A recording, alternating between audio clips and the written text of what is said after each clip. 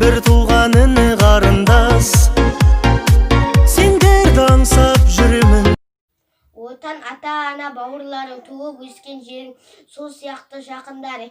Мен үшін отан осылар, отан отбасыдан басталар. Атамнан басталар, әжемнен қосталар, отбасым мыналар ең жақын адамдар. Әкем мен анам бар, бір туған ағам бар, бір туған әпкем бар, бәрін жақсы көремін.